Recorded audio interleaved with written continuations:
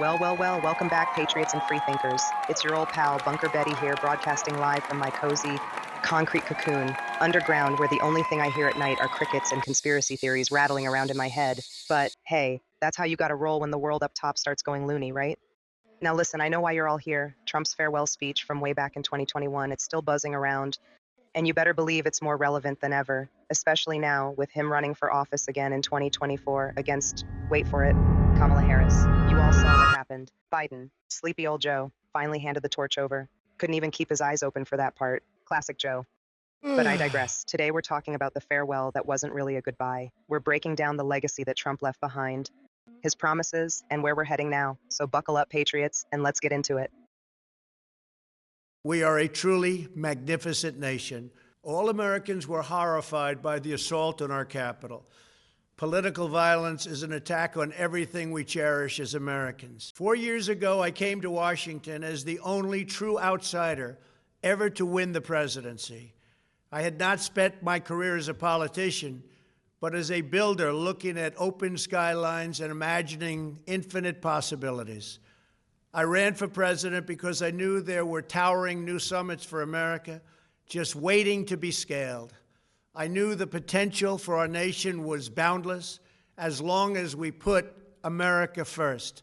So I left behind my former life and stepped into a very difficult arena, but an arena nevertheless with all sorts of potential if properly done. We passed the largest package of tax cuts and reforms in American history.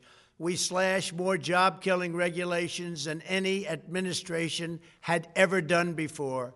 We fixed our broken trade deals, withdrew from the horrible Trans-Pacific Partnership and the impossible Paris Climate Accord, renegotiated the one-sided South Korea deal, and we replaced NAFTA with the groundbreaking USMCA. That's Mexico and Canada, a deal that's worked out very, very well. Also, and very importantly, we imposed historic and monumental tariffs on China, made a great new deal with China. But before the ink was even dry, we and the whole world got hit with the China virus. Our trade relationship was rapidly changing. Billions and billions of dollars were pouring into the U.S., but the virus forced us to go in a different direction. Together, we put the American people back in charge of our country.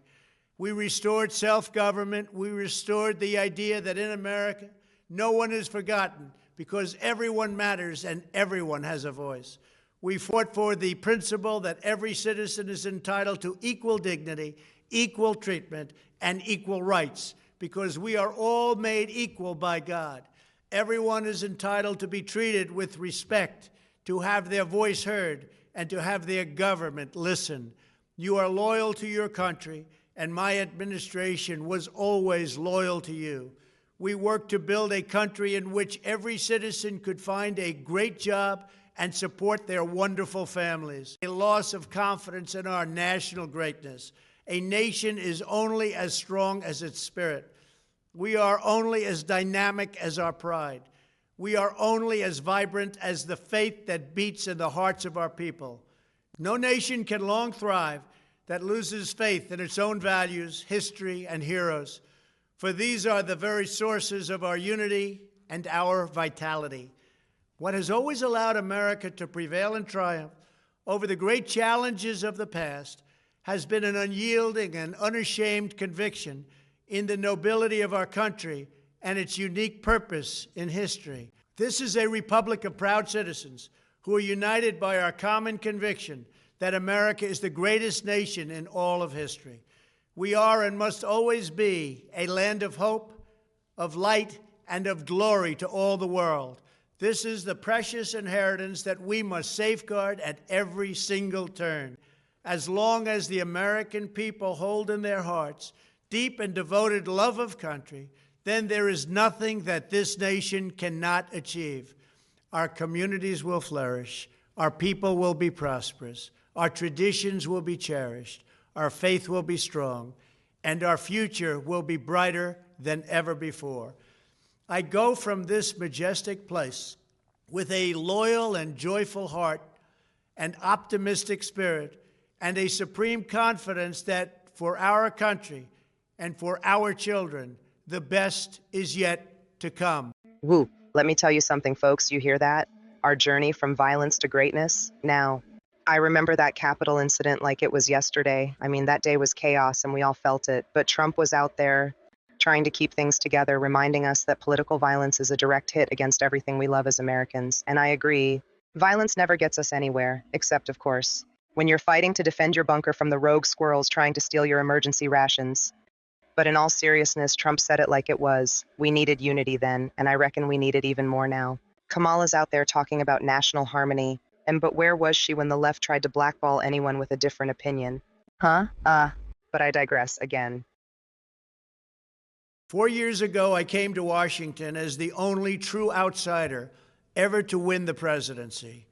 I had not spent my career as a politician, but as a builder looking at open skylines and imagining infinite possibilities. I ran for president because I knew there were towering new summits for America just waiting to be scaled. I knew the potential for our nation was boundless as long as we put America first. So I left behind my former life and stepped into a very difficult arena, but an arena nevertheless with all sorts of potential if properly done. Now, this part always gets me. Trump's the only true outsider to win the presidency. I mean, the man wasn't just a politician. He was a builder, a dreamer, standing up to the old, dusty establishment with their career lobbyists and their under-the-table deals. He stepped into the arena knowing he'd face criticism, knowing he'd take the toughest fights. And now, in 2024, he's doing it again, against the machine, against the swamp, and let me tell you, it's no coincidence that there have been not one, but 2 assassination attempts on Trump already this year. They're scared, folks, scared of what an outsider who loves his country can do. If they weren't scared, they wouldn't be trying to take him out. Think about it. The key to national greatness lies in sustaining and instilling our shared national identity. That means focusing on what we have in common, the heritage that we all share.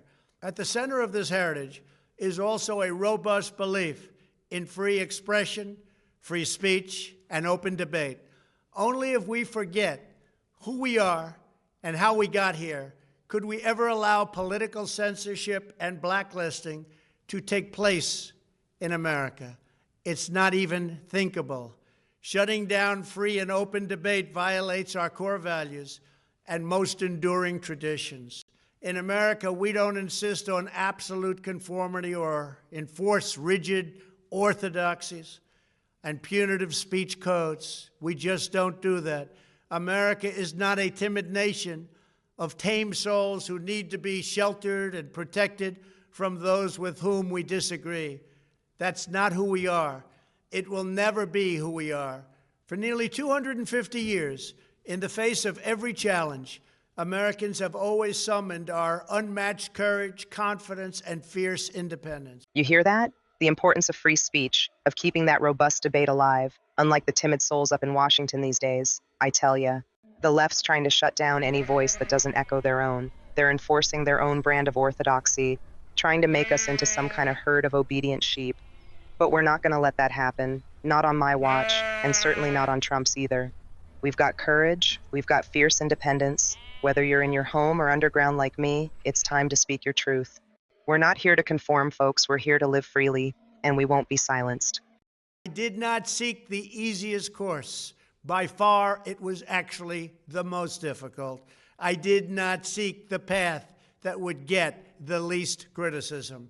I took on the tough battles, the hardest fights, the most difficult choices, because that's what you elected me to do. Your needs were my first and last unyielding focus.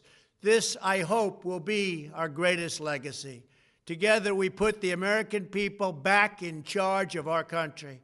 We restored self-government. We restored the idea that in America, no one is forgotten because everyone matters and everyone has a voice. We fought for the principle that every citizen is entitled to equal dignity, equal treatment, and equal rights, because we are all made equal by God. Everyone is entitled to be treated with respect, to have their voice heard, and to have their government listen.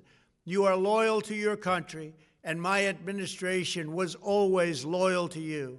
We worked to build a country in which every citizen could find a great job and support their wonderful families. Phew, when Trump says that he didn't choose the easy road, he means it. The guy went toe-to-toe with the media, the deep state, and pretty much anyone who stood in the way of putting America first. He's taken a beating for the average Joe, or in my case, the average Bunker Betty. And don't even get me started on everything happening this year. 2 assassination attempts on him already in 2024. They know he's a threat to their power, and they're scared. And then there are the crazy court cases. The far left has indicted him for every charge they could dream up, just trying to keep him out of the race. But if they think that's going to slow him down, well, they've got another thing coming. He's not backing down, not for a second. And oh, don't think for a moment that he's going to stop fighting for us now. America is not a timid nation of tame souls who need to be sheltered and protected from those with whom we disagree. That's not who we are. It will never be who we are. For nearly 250 years, in the face of every challenge, Americans have always summoned our unmatched courage, confidence, and fierce independence. These are the miraculous traits that once led millions of everyday citizens to set out across a wild continent and carve out a new life in the Great West.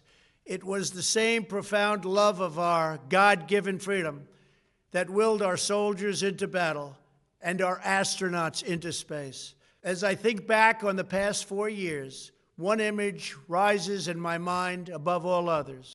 Whenever I traveled all along the motorcade route, there were thousands and thousands of people. They came out with their families so that they could stand as we passed and proudly wave our great American flag. It never failed to deeply move me. I knew that they did not just come out to show their support of me.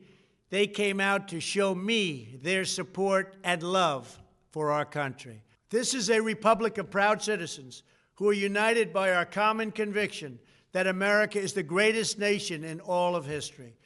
Trump talked about unmatched courage, and he's right. Just think about it. Our ancestors ventured across a wild continent, settlers taming the land with nothing but grit and a dream. Today, we're fighting a different kind of battle. And let me tell you, while I may not be wielding a pitchfork or riding a covered wagon, I'm ready to defend our freedoms in my own bunkery way. Every day I see this country split apart by political agendas, but folks, we're here to do what they can't, to stand as proud citizens united by love for this nation, and don't let anyone tell you different. They called it a medical miracle, and that's what they're calling it right now, a medical miracle. Another administration would have taken 3, 4, 5, maybe even up to 10 years to develop a vaccine. We did it in 9 months. We grieve for every life lost, and we pledge in their memory to wipe out this horrible pandemic once and for all. When the virus took its brutal toll on the world's economy, we launched the fastest economic recovery our country has ever seen. We passed nearly $4 trillion in economic relief, saved or supported over 50 million jobs, and slashed the unemployment rate in half. These are numbers that our country has never seen before. A medical miracle, that's what they called it. And I agree, those vaccines were rolled out faster than anyone thought possible. Of course, the deep state doubted it, said it couldn't be done. Well, they said the same about a lot of things, didn't they? But here we are. Proof that when Americans set their minds to something, we can do anything and do it faster than the so-called experts. And look, I ain't saying I'm the first to get jabbed, but I will say, at least it wasn't government red tape slowing things down. They had to eat their words, and it tasted like freedom, folks. I'm especially proud to be the first president in decades who has started no new wars. Above all, we have reasserted the sacred idea that in America, the government answers to the people. Our guiding light, our North Star, our unwavering conviction has been that we are here to serve the noble, everyday citizens of America. Here's something you don't hear from the mainstream media. Trump was the first president in decades who didn't start a new war. Imagine that. Instead of sending our men and women to die in endless foreign conflicts, he focused on making this country strong. The military, made in the USA, and Space Force. Man, don't get me started on Space Force. I mean, who knows what's up there in the stars? I'm not going to say aliens, but let's just say I like to keep my bunker well stocked, just in case. As long as the American people hold in their hearts deep and devoted love of country, then there is nothing that this nation cannot achieve. Our communities will flourish, our people will be prosperous, our traditions will be cherished, our faith will be strong, and our future will be brighter than ever before. I go from this majestic place with a loyal and joyful heart, an optimistic spirit, and a supreme confidence that for our country and for our children, the best is yet to come. See, that's what it's all about, folks. Optimism, hope, and the best is yet to come. Trump's got it right. No matter what they try to throw at us, whether it's rigged elections, assassination attempts, or old Joe snoozing at the wheel, we stay strong. We've got love of country in our hearts, and as long as that's there, nothing, and I mean nothing, can stand in our way. So remember, Patriots, no matter where you are, above ground or deep below like me, stay prepared, stay vigilant, and keep that American spirit alive. This is Bunker Betty signing off. Until next time, remember, freedom ain't free, and the truth is down here, waiting for you. All right, Patriots, before I wrap up, I've got something extra special for all you truth seekers out there. This Halloween, we're dropping a limited edition Bunker Betty Halloween tee. That's right, it's spooky, it's patriotic, and it's got all the underground flair you love. But listen, these shirts are limited, and when they're gone, they're gone. So if you want to rock some Bunker Betty spirit while keeping the truth alive this Halloween, make sure to grab yours before they vanish like the deep state secrets. Click the link below to get your hands on one now. Let's show them we're not just prepped, we're dressed for the occasion too.